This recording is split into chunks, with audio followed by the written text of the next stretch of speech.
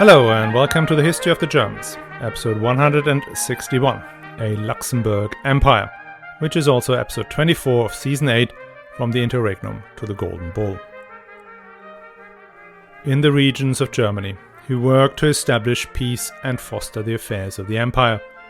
Then, in the same year, during the month of November, he entered the city of Metz, a city both large and exceedingly famous, where, as it's said, no emperor had been walking under the crown for 300 years. He was received with great solemnity by the princes, nobles, and citizens. The citizens of the city went out to meet him 3 miles away, presenting him with the keys to the city and all its gates, willingly submitting themselves and their possessions to his empire with all benevolence. And there was great joy at the entrance of the Lord Emperor. All the clergy and the entire populace joyfully met him, warmly welcoming him, and led him to the episcopal residence prepared for his lodgings, with relics, hymns, and songs. Afterwards, the Lord Emperor stayed there and summoned an imperial court and council with the princes of the empire to be held in the same city during the upcoming feast of the Nativity of Christ.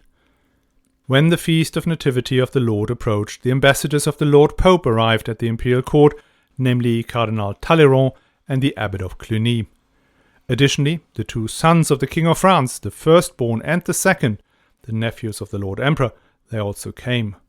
Furthermore, the archbishops of Trier, Cologne and Mainz were present, along with the Duke of Luxemburg, representing the King of Bohemia, who is the arch-cupbearer, the Duke of Saxony, the arch-marshal, and the Markgraf of Brandenburg, the arch-chamberlain, also attended, as well as the Count Palatinate of the Rhine, the arch-steward, and the Markgraf of Meissen, the arch-huntsman, and the holders of the great offices of the Holy Roman Empire. On the Feast of Nativity of the Lord, during Matins, the Lord Emperor, adorned with imperial insignia, read the Gospel of Luke before the aforementioned princes that began with, "A decree went out from Caesar Augustus." And the Lord Cardinal sang the first Mass before the Emperor, from whose hands the Lord Emperor humbly and devoutly received the Holy Eucharist.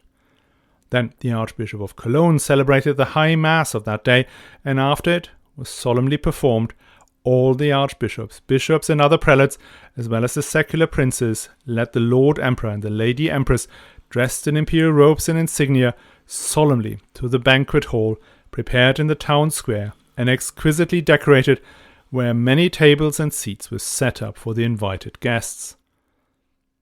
When the Lord Emperor was seated at the head of the table, the holders of the great offices of the empire came forward, each performing their respective duties according to custom. First came the aforementioned archbishops, the arch-chancellors of Germany, Italy, and Burgundy, each carrying their imperial seals.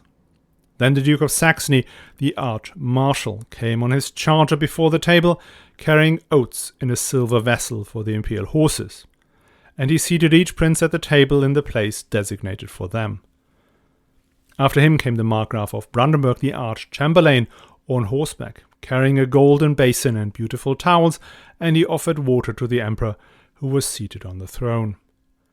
Next, the Count Palatinate brought food in golden dishes, and after tasting it himself, placed it before the emperor. After him came Wenceslas, Duke of Luxemburg and Brabant, the brother of the Lord Emperor, representing the Lord King of Bohemia, who is arch-cupbearer, carrying wine in golden cups, and after tasting it himself, gave it to the emperor to drink.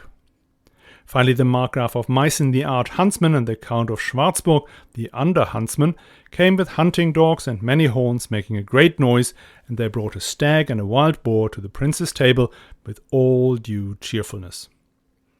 A great feast was held on that day, the likes of which no one could recall. After the feast, the Lord Emperor bestowed various magnificent gifts upon the different princes, and they all departed with joy and happiness to their own lands. End quote. So, all is well in the empire. The Golden Bull has been debated, agreed, sealed, and then celebrated at the great Diet in Metz you've just heard about. The first time in decades that all the Prince Electors had come together and performed the ancient duties of their offices. Even the Dauphin of France had come to do homage to Karl IV for the lands he held inside the empire. But did all the princes join in the joy? Well, no, not really. There are always some who felt left out, and they will try to upturn the new order. How they try to do that and why these efforts laid the foundations for the future Habsburg Empire is what we will discuss today. But before we start, just the usual reminder that the History of the Germans is advertising free thanks to the generosity of our patrons. And you can become a patron too by going to my website, historyofthegermans.com, and look to support the show. There you can either join Patreon or make a one-time donation. Just make sure you don't use the app on your Apple iPhone. You can use the app on Android or you can do it on the website. If you use Apple, you end up with a 30% surcharge. Not my idea, Apple's. And thanks a lot to Brigham T, Vincent C, Christopher B, Charis P for a second time, Owen O, and Julian T, who've already signed up. And with that, back to the show. Last week we discussed the Golden Bull of 1356, its content and significance. And despite the fact that there wasn't much fundamentally new in the provisions, by writing down the detailed process for the election of a king of the Romans, it fixed in place who the 7 electors were, and, by omission rather than explicitly, that the Pope had no say in the choice of ruler. We did discuss why the popes had to accept this resolution to a 300-year conflict between Rome and Empire, a conflict that had dominated our narrative for almost all of the last 160 episodes. So, if you have not listened to it, do it now. But the Pope wasn't the only loser from the Golden Bull. There were also the Bavarian Wittelsbachs and the Habsburgs. The House of Wittelsbach had 2 electoral votes in 1357, one as Counts Palatinate on the Rhine and one as Margraves of Brandenburg. As I mentioned before, the fundamental difference between the Habsburgs and the Wittelsbachs was that the Habsburgs almost always stuck together in the interest of the dynasty, whilst the Wittelsbachs literally always fought amongst each other. In a way, even Karl owed his ascendance to the throne to one of these family squabbles, which led to the defection of the Wittelsbach Count Palatinate to his side in 1348. The different branches would constantly fight each other, then divide territory between them in complex treaties and succession arrangements. And this propensity to quarrel with the brothers and cousins is at least partial reason why the capital of Germany is now Berlin rather than Munich. One of these complex settlements amongst the members of the House of Wittelsbach was an arrangement between the Palatinate line and their cousins, the sons of Ludwig the Bavarian, whereby the 2 sides of the family would take turns in exercising the electoral vote. Now the Golden Bull prohibited this arrangement as it set out that only the Count Palatinate could cast a vote. So it froze out the Dukes of Bavaria, specifically Ludwig the Elder, from this vote. But Ludwig the Elder still had another one, that of Brandenburg. Brandenburg, as you may remember, had initially been acquired by Emperor Ludwig the Bavarian for his son Ludwig the Elder and had become the key battleground of Karl's war over the imperial crown. Karl had supported a usurper called the False Waldemar, who had thrown Ludwig the Elder out of the Margraviate. In 1350, Karl had settled with the Wittelsbachs, dropped the False Waldemar, and enfeoffed Ludwig the Elder as Markgraf again. But for Ludwig the Elder, Brandenburg was always a bit second best. The county's soil was famously sandy, gaining it the nickname the Reichsstreusandbüchse, so it wasn't particularly fertile. Moreover, the Wittelsbachs never managed to get a proper grip of the Margraviate. Local lords and the cities, in particular the largest, Berlin, kept feuding each other and with Ludwig the Elder. The War of the False Waldemar had further devastated the land, so that, net-net, there was not much profit to be had of that territory. And it was a long way from Munich. As one would expect, Ludwig the Elder was very disappointed with the outcome of the Golden Bull. He started a feud against Karl and tried to bring together a coalition of opponents to Karl's reign, which we will talk about in a minute in more detail. Amongst the members of this coalition should have been his 5 brothers, each holding a bit of the vast territory their father had gathered together in 30 years on the throne. But Ludwig the Elder stumbled over the perennial Achilles heel of his house, the endless bickering. Karl managed to pull 3 of the 5 brothers over to his side, with the promise of one of his daughters in marriage and everlasting support that, as we know, never materializes. In the end, Ludwig the Elder had to cave in. He even passed the Margraviate of Brandenburg to his two brothers, Ludwig the Roman and Otto the Lazy, two, as you may gather, not very dynamic stewards of the lands that would rise to dominance in centuries to come. Mismanagement, lack of interest, and rather complex arrangements over inheritance meant that in 1373 the Wittelsbachs were prepared to sell the Margraviate to Karl IV for the astronomical sum of 500,000 gold florin. Raising these funds brought the emperor to the edge of what he could extract from Bohemia, the empire, and all his other assorted positions. But despite the truly enormous price, the deal was a bad one for the Bavarian Wittelsbachs. By selling Brandenburg, they were kept out of the exclusive circle of the electors until 1623. Not being electors, the family did not move to primogeniture, and so the Duchy of Bavaria remained split into 4 different branches: Munich, Ingolstadt, Landshut, and Straubing, each too small to play a significant role in German, let alone European politics. It took until 1505 before the 4 branches were reunited and Bavaria mattered again. For Karl, the acquisition of Brandenburg, even in its sorry state, was a major deal. It did neatly fit into his broader strategy and vision. Now, as we're talking about people who were disappointed with the Golden Bull, one very vocal group were the 19th century historians. They blamed Karl for selling the empire down the river. By giving the Prince Electors king-like status inside their lands, he had made the creation of a powerful state, as they were emerging in France and England, simply impossible. And many claimed he did it deliberately, as he was King of Bohemia first and Emperor second. Now, this assessment is a fundamental misunderstanding of both the situation of the empire in the 14th century and the process of how the French monarchy had become so dominant. First up, there is no way Karl or anyone else was able to force the imperial princes, let alone the Prince Electors, into a system of centralized monarchy in the 14th century. The privileges and rights that granted them independence from imperial control were already hundreds of years old when Karl took over. The emperors who had made serious attempts at centralizing, Henry IV, Lothar III, and Barbarossa, had found themselves in hot water very quickly, and they had a much stronger starting position. There was in the 14th century no imperial administration or infrastructure, except for the chancery and a very rudimentary court system. No capital, no army, and hardly any resource to fund the state. But the more important point is that even the Capetian kings did not come to dominate France by enforcing ancient royal rights. No, they rose to hegemony by acquiring one county and one duchy and one estate after the other as their own private possessions. Then they commingled these private possessions with the crown. In other words, the great princes of France weren't defeated, but disinherited. And if you look at Karl's approach to the empire, he was doing exactly the same thing.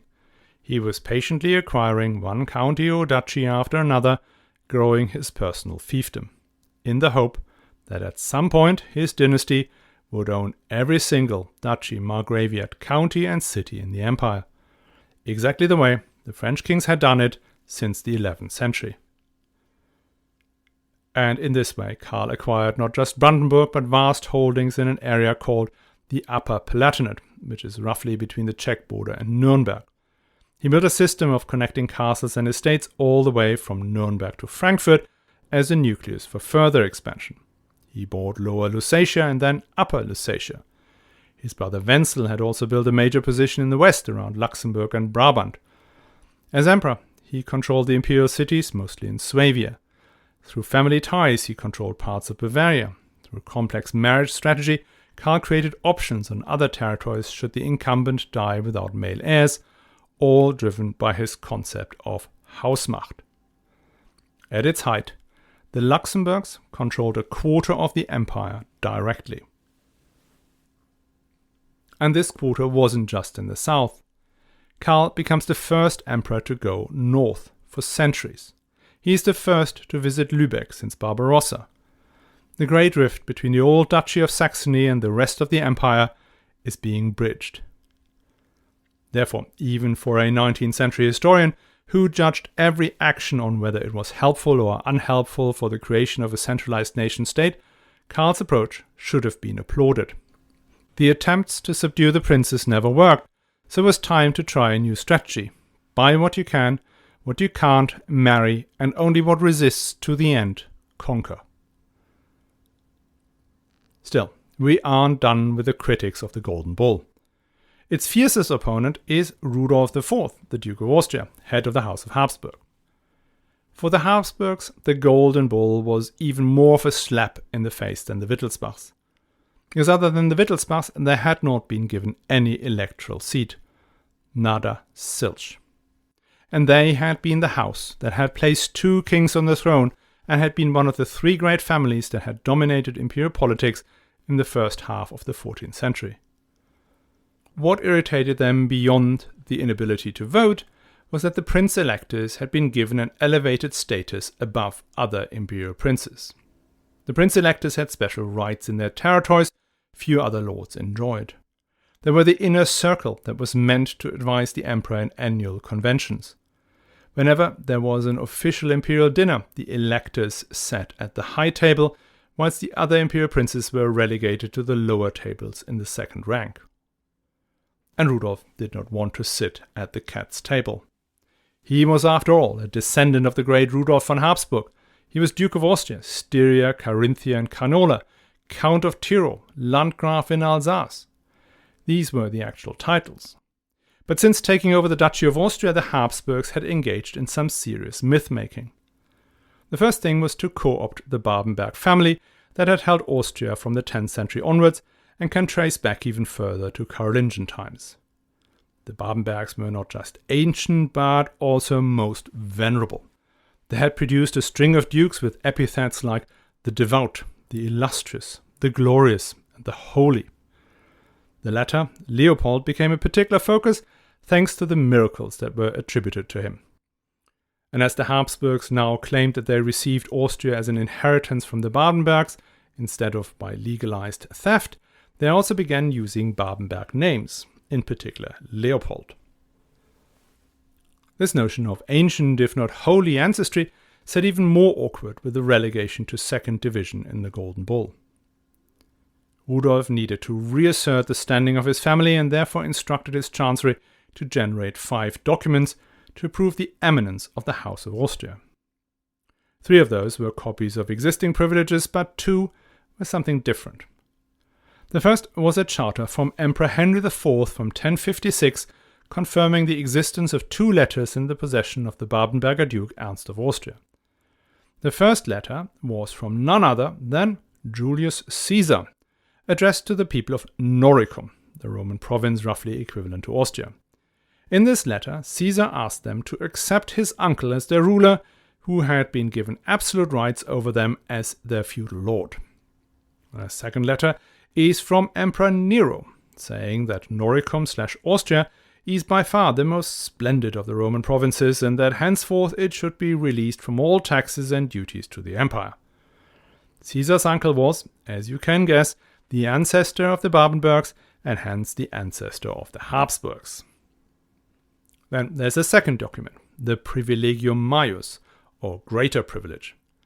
This was based on something that actually did exist, the Privilegium Minus, or the lesser privilege by which Barbarossa had elevated the Babenbergers to Duke of Austria.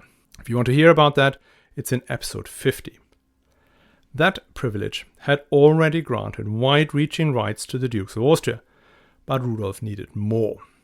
He instructed his chancery to include provisions, such as the right to wear a special crown, and that special crown was to include the fillet or headband that is normally reserved for actual kings. And with his crown came a new title, Palatine Archduke. Here we go. The Habsburgs simply invented the title of Archduke. The title obviously came with a lot of honors, including sitting to the right of the emperor at public events, leading processions, and being given equal rank to the electors. These documents, in particular the letters from Caesar and Nero, were received with unreserved hilarity by contemporaries. Asked of his opinion, the poet and great Latinist Petrarch called the obvious anachronisms not just risible with stomach churning. Still, Rudolf insisted all this was true, and since the Habsburgs did win in the end, the greater privilege, including the letters, were considered completely genuine until the 19th century. But Rudolf did not just fight with a quill. He did put together a coalition with the Wittelsbachs and the kings of Hungary and Poland against Karl IV. Why the Wittelsbachs joined is quite obvious. As for the kings of Poland and Hungary, they had grown concerned about the rise of Karl's power. His interest in Brandenburg and further north made the Poles uncomfortable. Then there was Karl's long-time association with the Teutonic Knights, who had been clashing with the Poles over Pomerania and Lithuania. As for Hungary, its ruler was the King of Poland's named successor, and as such had a strong interest in the well-being of his future kingdom. Even though Karl was by now in a vastly more powerful position than either the Habsburgs or the Wittelsbachs, a war against their combined forces and those of Poland and Hungary would be hard, if not impossible, to win. As always, King resolved the issue, not with weapons, but with diplomacy. He went to meet King Casimir the Great of Poland in person and reassured him of his good intentions towards his kingdom. And to underpin that, he dropped his support for the Teutonic Knights in the conflict over Pomerania, see episode 134, and to seal it all off in 1363, he married Casimir's granddaughter Elizabeth of Pomerania. With Poland out of the coalition, the King of Hungary had no reason to support a Habsburg-led insurrection. This King of Hungary was Louis I, called the Great. He was from the French house of Anjou that also ruled the Kingdom of Naples.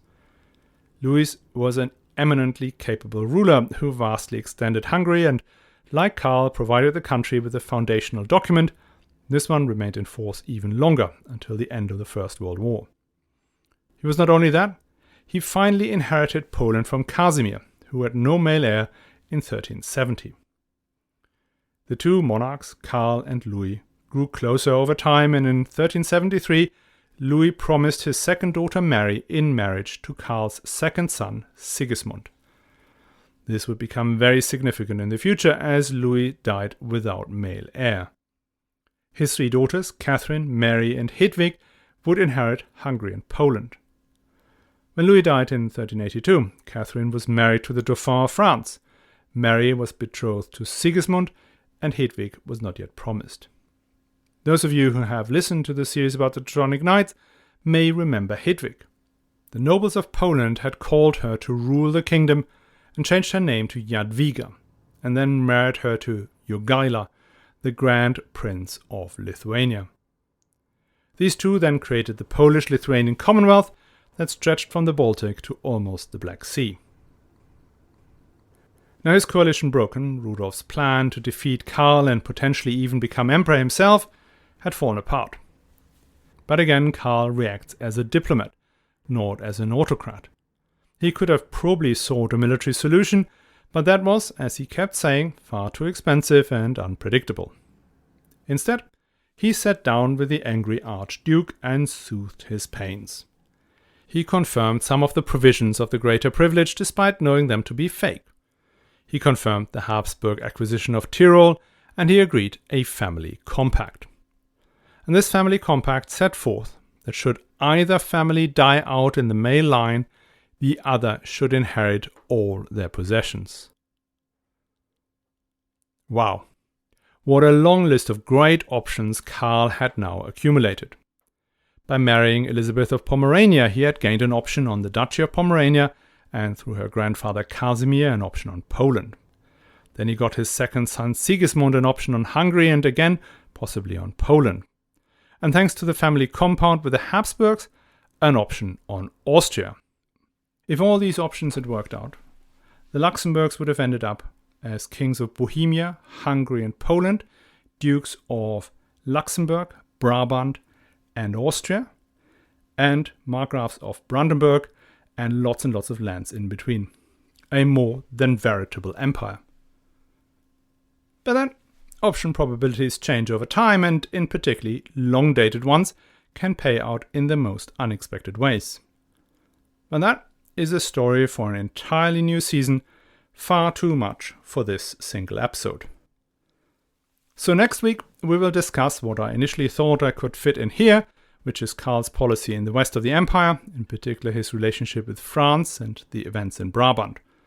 We will also talk about Karl's succession plans and how he gets those implemented.